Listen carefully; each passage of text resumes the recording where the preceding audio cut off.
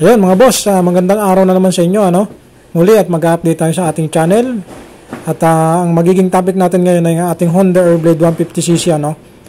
Pero syempre kung bago kayo sa aking channel, huwag niyo pong kakalimutan mag-like, share, comment at pindutin ang aking subscribe button at notification bell para updated po tayo sa lahat ng video na ina-upload natin, ano? Ayun, yung magiging topic po natin ngayon ang ating Honda Airblade 150cc, no? Dati kasi nagbigay ako sa inyo na review at experience dito sa ating motor. Ngayon po, meron na naman akong ibabahagi sa inyo na bago na-experience natin, ano? Ito po ay dahil magdadalawang taon na yung unit natin, yung motor natin. At kahit pa paano, may mga na-upgrade na rin tayo. At ano yung mga naging silbi nung naging upgrade natin sa motor natin 2022, ano? Ako po, bilang isang motorcycle rider, syempre, pinangalagaan natin yung ating unit.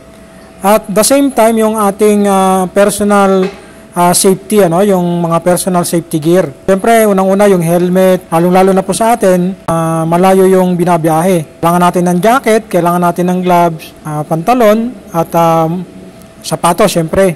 Hindi naman kailangan yung mga mamahalin, ano, basta importante, meron kayong safety gear na tinatawag. Kasi yun po yung ating pangunahing gamit sa pagmumotor.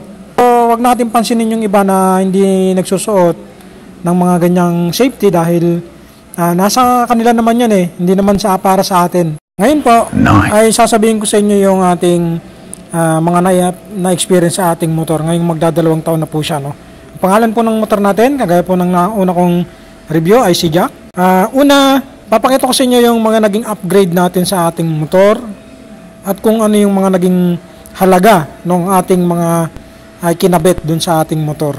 Dito nyo po makikita yung ating mga upgrade. Yan po, una sa lahat, yung ating side mirror with visor, ano, yung nasa harapan na yan, yan po. At ang pangalawa, yung ating mini driving light, yung nasa harapan natin, yan. At nag-DIY po tayo ng bracket para dyan. Ang sumunod naman po na in-upgrade natin ay yung ating top box at saka yung top box bracket. Napakahalaga po nung mga yon dahil yung top box bracket po natin ay napaglalagyan natin ng mga mahalagang gamit pag pumapasok. Hindi na po kasi ako nagdadala ng bag. So lahat po ng kailangan kong dalhin, nandiyan na po sa top box ko, yung top box na yan. So yung top box po natin at yung bracket niyan ay si mismong DC Monorack po ang nag-install, ano, yung bracket. Tapos kung mapapansin nyo, meron din po tayong step grill na nasa may harapan natin sa may gas tank natin at saka yung ating yung nasa may ano natin tambutso yung slider, ano. Yan. So ilan-ilan lang po yan sa mga kahit paano na i-upgrade natin. Kasama po syempre yung gulong. Nagpalaki na po tayo ng mga gulong natin para po safe tayo. At the same time, maalagaan natin yung riding activity natin sa araw-araw, ano. Yun mga boss, no. Bumili na tayo ng gulong ng Airblade natin. Ang size nito, bala ko sana parehong ganito yung bis, kaso wala na silang 120 by 70 by 40, no, wala na. So ayan, no. So ito yung panlikod natin, made in India, ayan, no. Tapos ito naman yung kay Colonel Busita na pinopromote, yung bis and B-bis, yan. So ito naman yung pangharap natin, 100 by 80 by 14. So ang price nito ay 27, ito naman ay 19. So plus sealant 100. So nagkakalaga siya ng 4,800 itong dalawa. Harap likod na po ito, no. Magpapalit na tayo mamaya. Dadali natin sa shop. So makabit na natin yung ating gulong, no?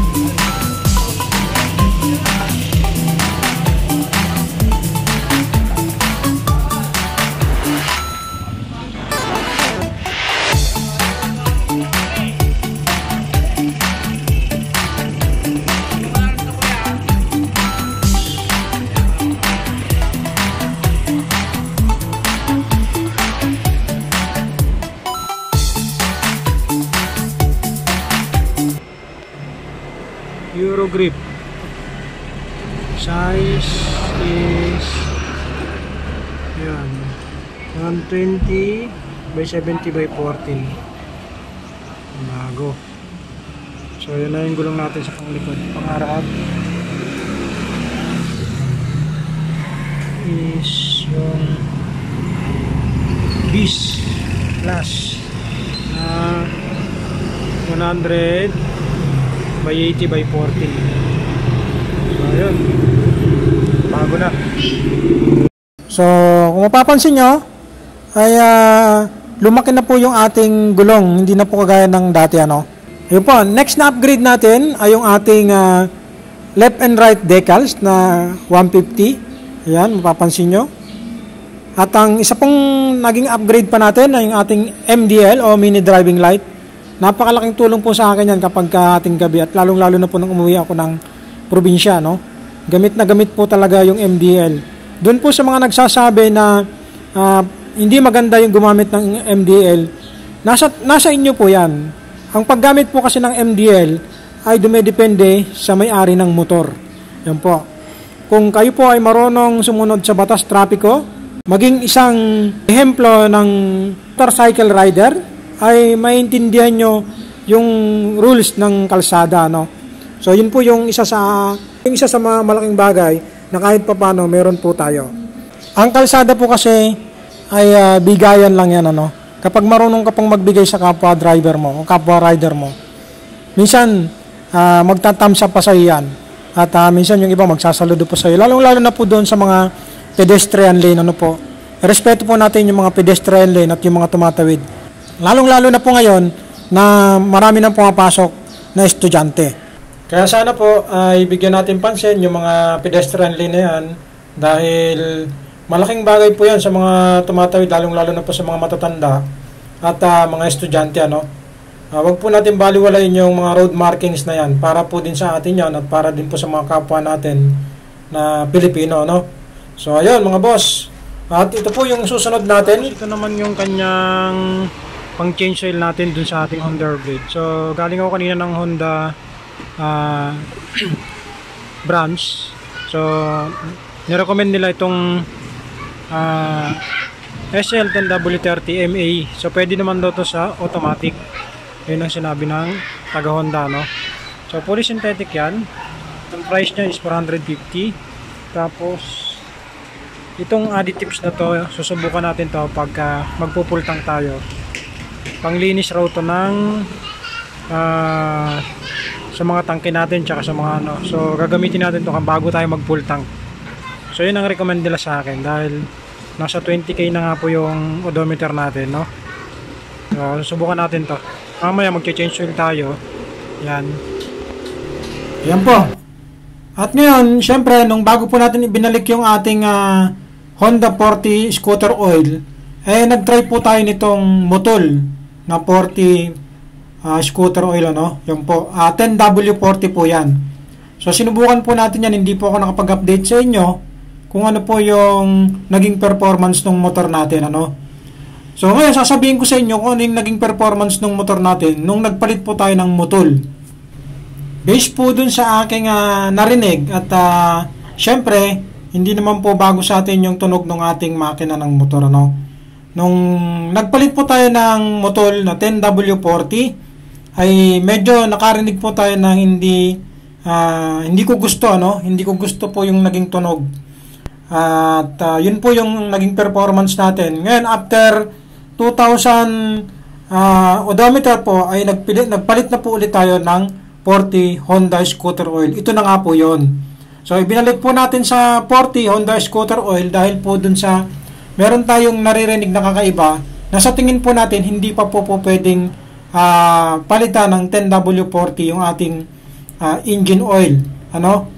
Pero almost 17k odometer na po tayo nung naglagay po tayo ng Motul, pero hindi pa po ako kumbinsido na kailangan pampalitan yung ating oil dahil meron po tayong naririnig na kakaiba.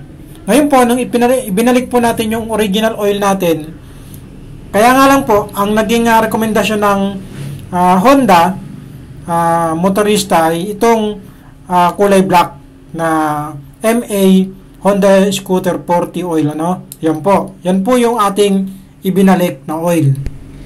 At syempre, nung time po na yun ay 17 odometer na po tayo.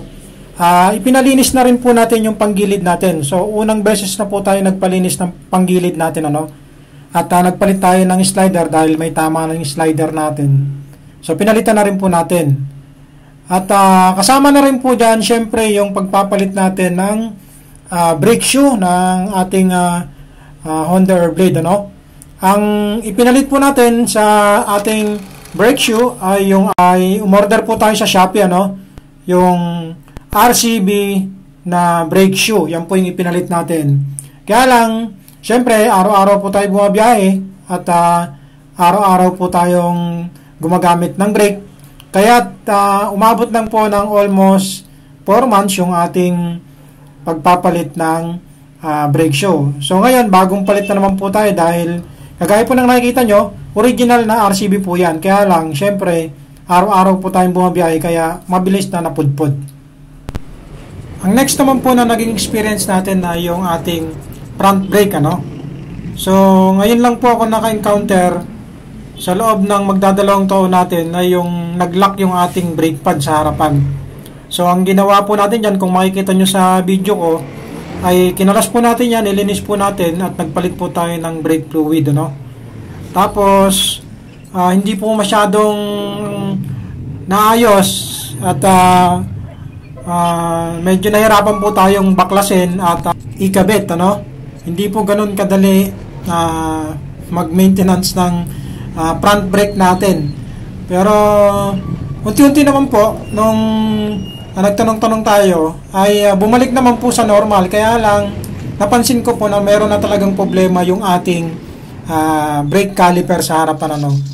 Although nanisin po siya, pero parang tingin ko po kailangan na rin palitan kasi yung bleeder niya is nagkaroon po ng problema, ano. Kahit nakalak po siya, medyo sumisingaw po, pero ginawa na lang po natin ng paraan. At pag nakaluwag-luwag po tayo, ay papalitan na lang po natin siya ng brake caliper assembly, ano. So, yun po yung isa sa mga naging experience natin. Na unang beses na nag-lock yung ating brake sa harapan, ano. So, medyo delikado po yun, kaya napilitan tayong baklasin habang nasa kalsada tayo. Tumigil muna tayo nung time na yon. Tinanggal natin yung isang piraso ng brake pad natin bago tayo bumiyahe pa uwi. Para safe po tayo, ano. Palagi po natin i-check up yung ating mga brake, yung ating mga gulong, para sa safety po natin sa mga biyahe natin. Yun po yung isang payo ko po at isang rider na palaging bumabiyahe araw-araw. Tapos ito po yung pinakahuling experience natin, ano. So totoo po yun, yung nakikita natin sa mga post sa mga group na Honda Airblade, ano, nasisira po talaga yung nandyan, yung pinagkakabitan kasi manipis lang po, ano. At kailangan yung baklasin lahat ng nasa parte na yan lahat, pati yung panglikod, para lang po matanggal nyo at maipa-welding nyo, no? Ngayon, ang gagawin nyo po dyan, humanap kayo ng welder na pagkakatiwalaan, yung hindi po masisira yung inyong chassis number. Kasi, possible po na masira yung chassis number nyo kapag na-welding po yan. Medyo risky po yan, ano?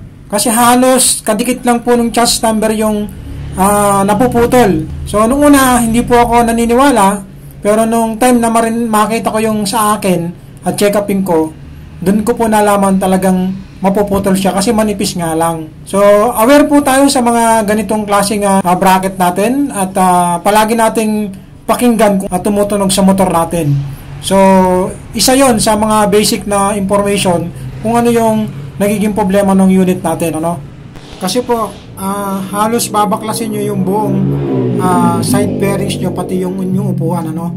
Pati po yung panglikod niyan, yung sa may ilaw natin, sa may brake light natin, tatanggalin nyo po yan para matanggal nyo po yung nasa loob.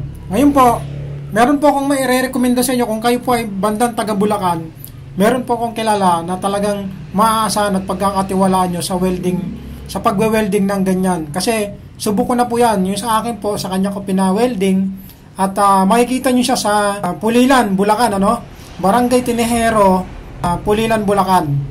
Ngayon po ay wala naman po siyang sariling shop kundi nasa bahay lang. Malolocate nyo po yan sa kanilang bahay. Ang pangalan nyo po ay Macario Jacinto. So, kung kayo po mga taga Bulacan, pwede nyo po siyang puntahan. At kung kayo may unit ng Airblade, mas maganda pong paagapan nyo na at patibayin nyo na yung inyong pinagkakabitan ng mga bracket natin, yung mga top box bracket natin. Ulitin ko po, ang pangalan nyo po ay Macario Jacinto. Yan po. Siya po ay isang veteranong welder at sasabihin sa inyo kung ano yung mas magandang pampatibay na pwede nyong ikabit o ipa-welding para maging matibay yung inyong pinaglalagyan ng top box bracket. So, legit po na welder yan. At hanggang dito na lang mga boss. Maraming salamat at magsha-shoutout po tayo. Siyempre, ang unang-una po from Reno, Nevada, USA sa aking tiyahin Bet, Uncle Dave at CJ, family Magbitang West Hope. Team Barako Motovlog, Batch 1996 Tandok High School, Bumblebee Motor Shop, I Love Pumi Vlog, Bis kay Colonel Busita, kagalang-galang Colonel Busita, Spider, Gilly, Sek, syempre mga gamit nating helmet. Yan po, at ito yung mga sumusunod sa ating shoutout. Shoutout na lang po sa inyo mga engineer at sa aming company, Rob Trade International Corporation.